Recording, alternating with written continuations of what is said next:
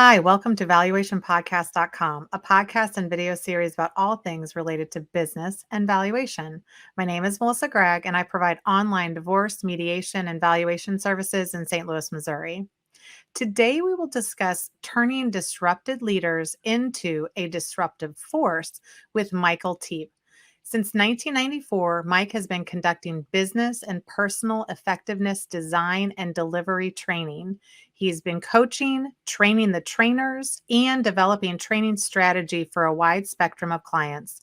He works for global corporations, leading training firms, and universities, as well as small and middle market businesses. What can leaders do now, right? What can we do now to help prevent disrupted behavior or situations? Because I think that, there's the going forward and how is it going to stay long lasting as well. But even now, like what should we be focused on or doing so that we can kind of prevent this? There's a lot to do, know. I have to say. So I'm probably activating the pendulum again here, but stay with me in the middle for a moment. Think Okay. of it as this, that we have business strategies, we have people strategies as a leader. So why not spend a bit of time thinking about my communication strategy to employees? How am I going to make them, where can I give them clarity? Yeah. How can I advise them? How can I give them more autonomy? Yeah. Or a sensible autonomy so they feel in control.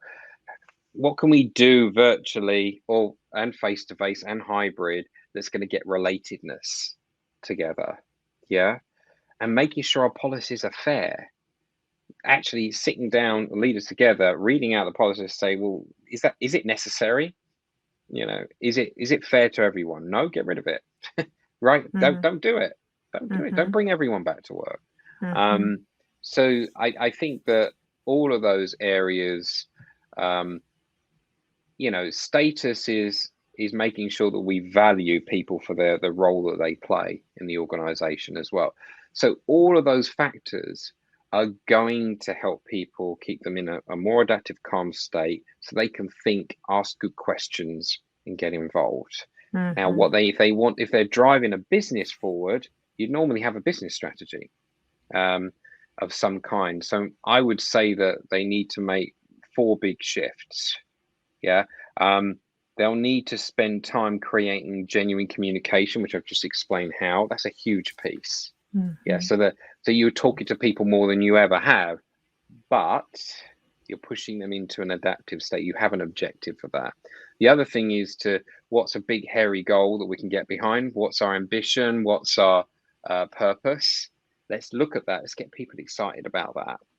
What we're trying to achieve, and then experiment and execute in small cycles to achieve that. And lastly, is that idea of co-creation is just unleashing the extraordinary. It's and that usually comes from spending time talking to different people, diverse people through the organization, turning up and asking, what's going on for you? How are you winning? What challenges are you facing, and how can I support you? Even if you don't even have to be working in the same group.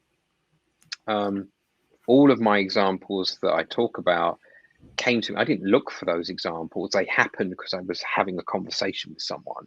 And the same is true for leaders. You've got to have conversations with people about where they're going, what's working well, and how can I support you.